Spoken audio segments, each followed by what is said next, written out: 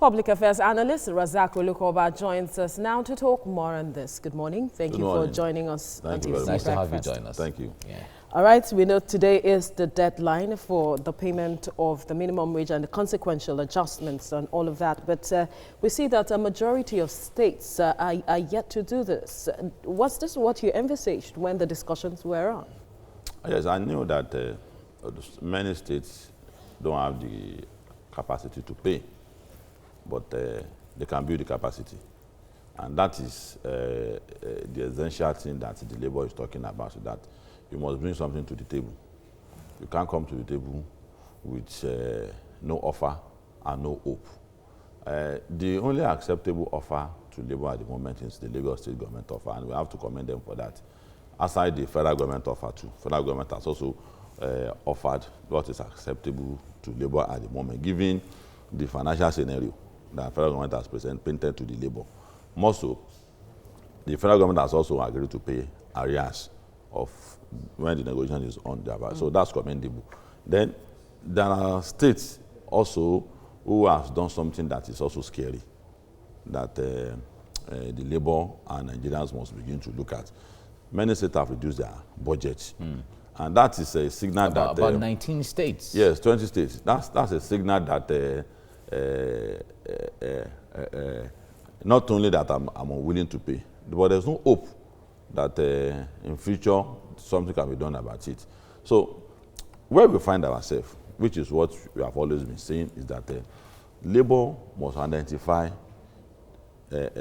areas of collaboration, not only with government, with other sectors. For instance, the critical survival nexus of Nigerians, the housing, transportation, and feeding.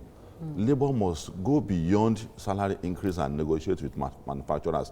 What is the cost of production of all this, including rent? So it is after doing that that we come to salary increase. Because it's not good to do this every 4 years, only for salaries increase in prices of commodity to gulp the entire thing again. It doesn't make sense.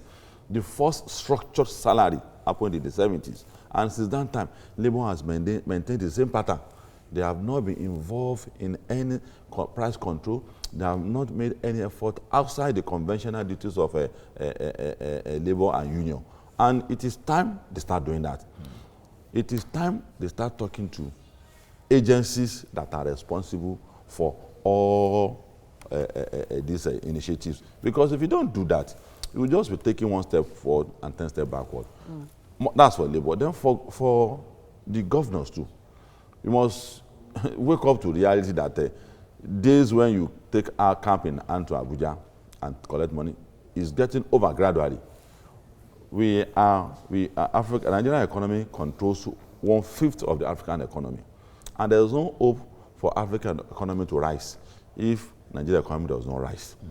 So that reality that all is no longer available for us to boost our economy is staring us at the face. So you must begin to seek for alternatives. So states must also realize that free money is disappearing gradually. So you have to improvise. Look inward. What can states do to generate money? And that is the most painful thing that Nigerians have at the moment with the state governors. There are no serious attempts by state governors to raise funds. Can they make any attempt when you have most of the resources in the exclusive list and it seems their hands are tied? No, there's no answer. The hands are not tied. There's no constitution of the country that says that you should not improvise. You should not look for outside the conventional allocation you collect anymore. There's no law that says that. Osun State just signed an agreement with the federal government on mining.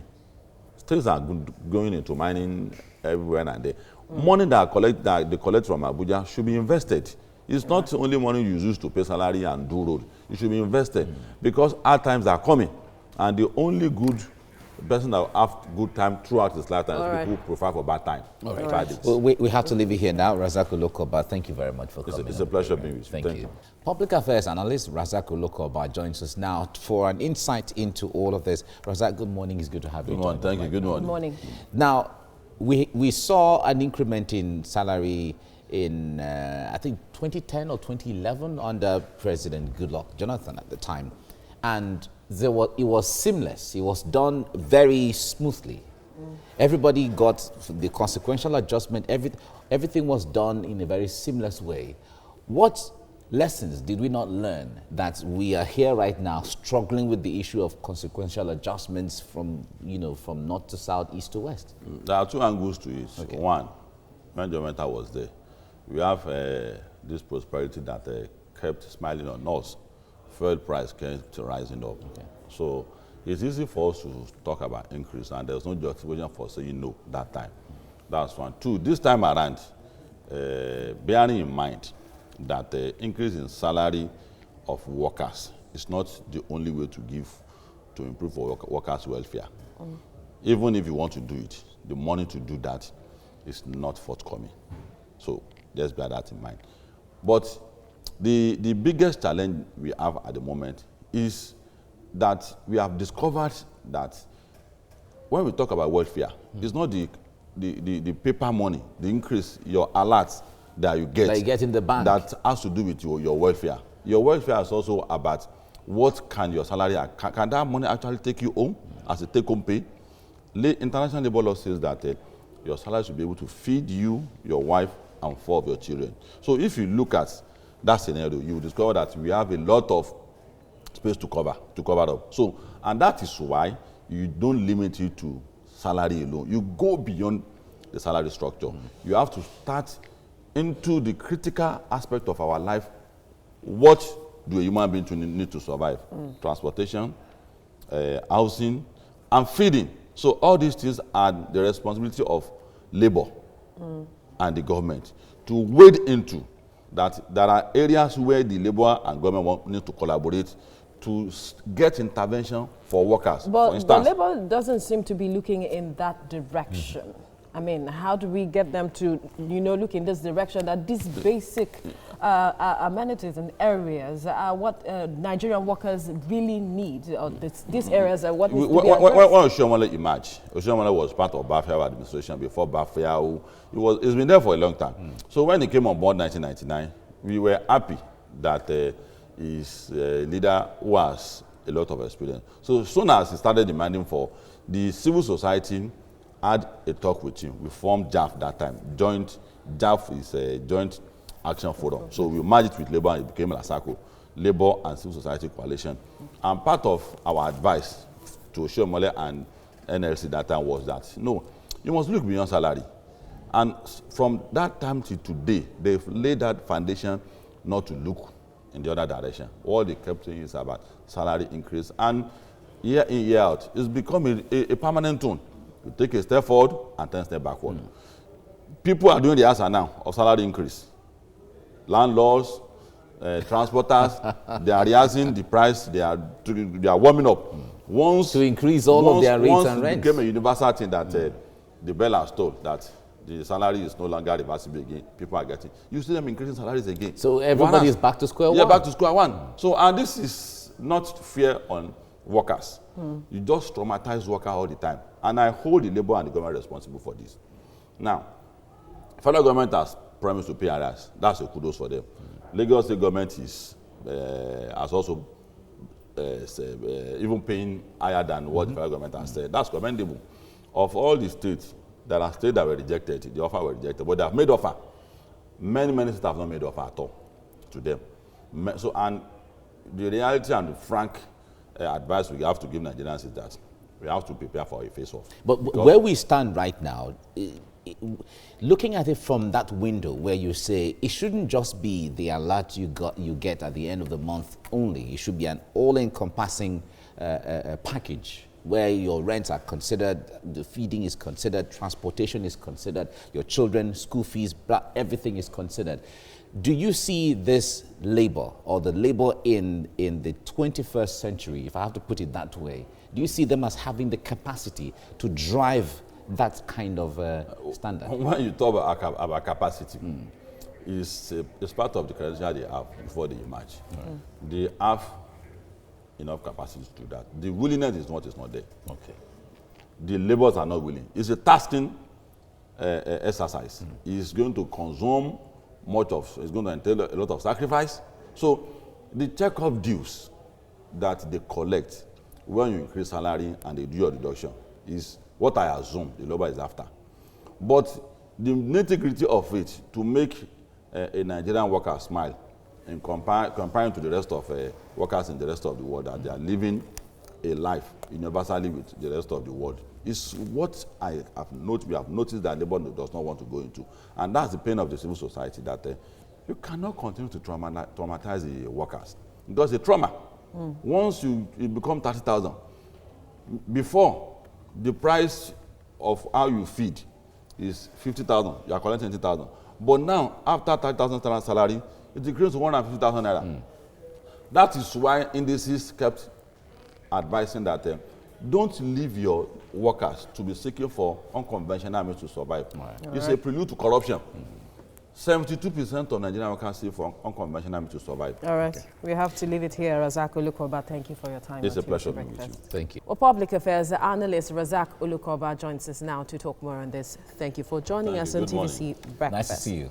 Yeah. You would recall all of the incidents that led up to the final agreement on the 30,000 naira minimum wage, especially the governors initially saying that they couldn't pay such an amount, but then they were forced to agree on that. And then afterwards, they asked that there should be a review of the revenue sharing formula so that they can be able to pay these monies. And now the NLC is saying that it is ready for a showdown with state governments, especially those who are not willing to make this payment. Do you think that this will achieve anything? Well, the reality is that we must truly prepare for a showdown. The labor union, the labor leaders are already planning and taking steps in that direction. And the governors, from the body language of a few who said they can't pay, I don't think they're also willing, because submission has been made by a few states to what they can pay. But majority of the states, up to about 20 states, have not even made any proposal as to what they intend to pay. So if you find ourselves in this kind of situation, we know that there's going to be a showdown. But people must wade in. Nigerians must wade in. And the way to wade in is to plan how to turn ourselves back into victory. How do I mean by that? First, the governors. The governors must be compelled to bring something to the table. Compelling them how? Compelling them, yes. They through the showdown? No. The people on our own, through what we are doing here. I'm talking to governors. If anyone of them are watching us, that you must bring hope to the table. You cannot say no indefinitely. What we are saying is that Nigerian workers deserve a better package. We deserve a better welfare. So if the federal government from monthly allocation is giving you 10 naira, it is your duty to look for alternative on how to fund for it, source for it. So there must be a timetable that you are going to bring to the table, that within social and social time, I will be able to pay social amounts. But between this time and this time, I should be able to do this. If they don't do that, I think the people and the labor will continue to agitate. All right. On the overall, do you think something is really missing here? If you look at the statistics that were jiggled out sometime recently, show that the federal government budget for the year 2020 is about 10 trillion. Yeah. Now, if you put all the budgets from the various states, the 36 states and the Federal Capital Territory, is within the range of about 9.3 trillion naira. All of them for the same country, for the same citizens in the same year. If you put that together, that's almost 20 trillion naira. Now, the calculations may not necessarily be done in that regard, but if one individual, the federal government is budgeting for that person, for the person's welfare, and it's included in the first 10 trillion naira, the state government is budgeting for the same person, it's also captured in that. Don't you think there's something wrong somewhere in the implementation process, which the NLC and the labor union and the movement should look at, so that the average Nigerian benefits from this humongous amount of money that goes into various budgets? The 4-year space that we have, that the law says should be increased, that's what we should be resolving. Okay. All these challenges I've mentioned should be resolving. But 6 months to the expiration of the demands is when you begin to hear this kind of challenge. Yeah. Because the demands is when you begin to hear this kind of challenge. Yeah. Because truly there are states that are indigent. And if you are indigent, between now and the next 4 years, you should know that either you are indigent or not, your welfare, the welfare of your workers must improve. So challenge that you have should be bring to the table so that collectively we address it. So that concessions will be made to few states before those announcements will be. But you won't do that. 6 months, the labor will be making demand, governor will be saying no. So that's why I said the people must weigh in. The people should hold each state that doesn't want to pay this responsible, and also the labor. Thank God the federal government is paying, and that they are going to pay arrears. And states like Lagos should be commended for what they are doing. They are paying. I think they are paying already. So governors who don't pay should be held responsible, and the labor leaders should also be reminded of their duty, that it is not about increase. Try as much as possible to talk to manufacturers of essential commodities like a facility for housing, for the food you will eat, and clothing, so that the production price will be controlled for workers to be able to afford it. And also stabilized. Yes. Okay. All right, we'll leave it here now. Razak Olokoba, thank you for your time. It's a pleasure. Thank you very much. Thank you.